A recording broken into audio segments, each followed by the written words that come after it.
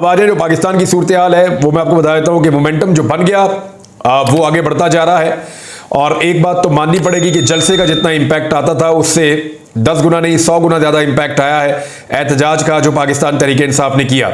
यानी इमरान खान साहब की जो हिकमत अमली है कि ये जो जलसे दूर दराज इलाकों में मवेशी मंडियों में करवा देती है हुकूमत और लोगों को रोकने का बंदोबस्त भी किया जाता है, उसके बजाय उन्हीं शहरों के लोगों को निकाला जाए और कोशिश की जाए कि हर गली में हर मोहल्ले में प्रोटेस्ट हो। तो ये किस तरफ जा रहा है मामला? आपने सुना होगा इमरान खान साहब बार बार स्ट्रीट मूवमेंट की बात करते हैं, तो उसका ट्रेलर हमने गुज़िश्ता दिन जो है वो रावलपिंडी में देखा है। हमने देखा कि रावलपिंडी की गलियों में लोग टोलियों की शक्ल में निकलते हैं, पुलिस के साथ झड़पें होती हैं, फिर वापस चले जाते हैं, फिर झड़पें होती हैं, फिर वापस चले जाते हैं, फिर जब पुलिस थक जाती है तो फिर इकट्ठे होकर बाहर निकलते हैं, पुलिस के ऊपर वापस उनके शेल फेंकते हैं। तो लोगों ने पुलिस पे बात जगह पे पथराव भी किया।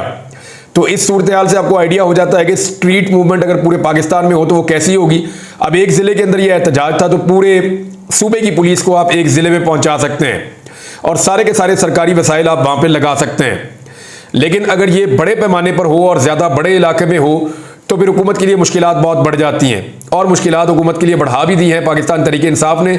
इमरान खान साहब लगता है कि अपनी पुरानी फॉर्म में वापस आ गए हैं और वो अपनी एहतजाजी सियासत को स्टेप बाय स्टेप ऊपर लेकर जा रहे हैं। देखिए, सबसे पहले उन्होंने स्वाबी के अंदर एक जलसा करवाया। स्वाबी के जलसे के बाद इमरान खान साहब ने इस्लामाबाद का जलसा करवाया।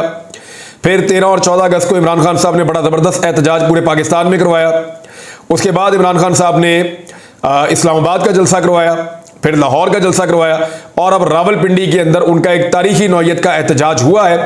हुकूमत के पास और कुछ कहने के लिए बाकी नहीं बचा। वो बेचारे कह रहे हैं जी अली अमीन गंडापुर लियाकत बाग नहीं पहुंच सके, तो लियाकत बाग तो उन्होंने पहुंचना ही नहीं था। ये कोई धरने की या जुलूस की कॉल तो नहीं थी, जलसे की कॉल तो नहीं थी। ये तो था सिर्फ और सिर्फ एक एहतजाज, और एहतजाज तो पूरे ज़िले में नहीं पूरे डिवीज़न में आपने फैला दिया था जितनी दूर दूर तक वो गया। तो अली अमीन गंडापुर साहब तो पंजाब भी आए, अटक का बॉर्डर भी क्रॉस किया। कभी ये कहते हैं अटक पार नहीं करेगा, कभी कहते हैं पंजाब में कभी नहीं आने देंगे। वो पंजाब में भी आया, उसने अटक का बॉर्डर भी क्रॉस किया और वो वापस भी चला गया। अब वापस जाने के ऊपर इमरान खान साहब का क्या मौक़िफ़ होता है वो हमें आने वाले वक्त में पता चल जाएगा। लेकिन कल का जो दिन था वो पाकिस्तान तहरीक इंसाफ का दिन था और इस दिन पाकिस्तान तहरीक इंसाफ ने साबित किया कि इमरान खान के लिए लोग निकलते हैं, चाहे वो जेल के अंदर से पैगाम दें।